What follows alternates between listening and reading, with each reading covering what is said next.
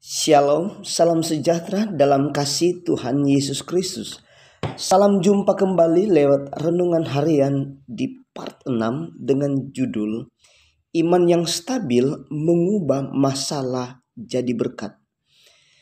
Kemudian bagaimana reaksi dari barisan tentara Filistin dan barisan tentara Israel sebelum Goliat kalah dan sesudah Goliat kalah? Situasi barisan tentara Filistin sebelum Goliat kalah, saya terlalu yakin dan percaya mereka semua ada dalam situasi yang gembira, situasi yang senang, barisan yang lagi happy-happy, bahkan dengan sorak-sorai, hidup Goliat, hidup Goliat, hidup Goliat. Dengan alasan karena lawan dari pahlawan mereka Goliat adalah anak yang masih muda, kemerah-merahan, yang saya katakan anak imut-imut. Bahkan saat waktu Goliat melihat lawannya adalah Daud, seorang anak muda, Goliat pun mengolok-olok, Goliat menghinanya dengan berkata, "Anjingkah aku sehingga engkau datang dengan tongkat?" Sebaliknya, untuk barisan tentara Israel, sudah pasti mereka semua ada dalam situasi yang terdiam, harap-harap cemas, takut dan khawatir. Bagaimana tidak? Sedangkan raja mereka saja yaitu Saul sangat tidak yakin bahwa Daud akan menang dari Goliat. Artinya, barisan tentara Filistin yang ada di bukit sebelah sana adalah barisan yang bergembira, sangat percaya diri, barisan yang ada dalam teriakan sorak-sorai. Sedangkan barisan tentara Israel yang ada di bukit sebelah sini adalah barisan yang terdiam, barisan yang sedih, khawatir, harap-harap cemas, barisan yang sedang hilang harapan.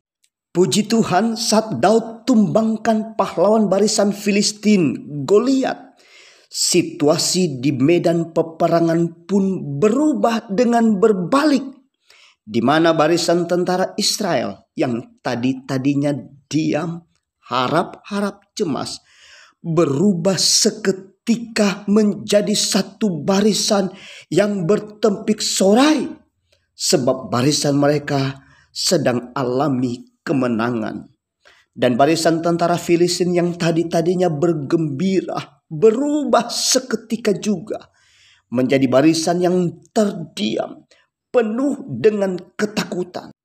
Bukan hanya barisan yang terdiam dan ketakutan, saat mereka lihat Goliat pahlawan mereka jatuh dan kepalanya dipancung oleh Daud, malah mereka pun berlari pontang-panting, sebab tentara Israel dengan sorak-sorai mengejar mereka dan membunuh mereka, sehingga mayat-mayat pun bergelimpangan di jalan-jalan pertempuran itu.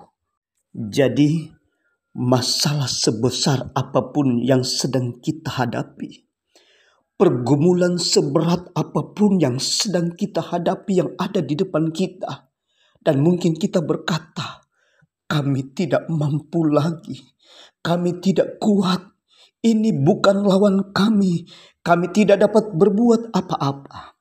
Ingat, dengan memiliki iman yang stabil, dapat mengubah masalah apapun, dapat mengubah pergumulan apapun menjadi berkat bagi kamu. Ingat firman Tuhan, Daud oleh seizin Tuhan hadapi pergumulan yang berat, tantangan yang besar, peperangan yang tidak seimbang yaitu Goliat. Firman Tuhan berkata, Daud tidak mundur, Daud tidak khawatir, Daud tidak tawar hati.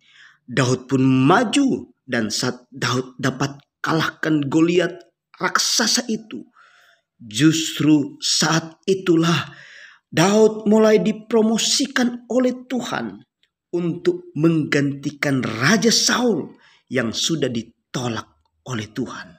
Haleluya. Untuk itu, janganlah kita takut atau lari dari tantangan yang sebesar apapun yang Tuhan izinkan untuk kita hadapi.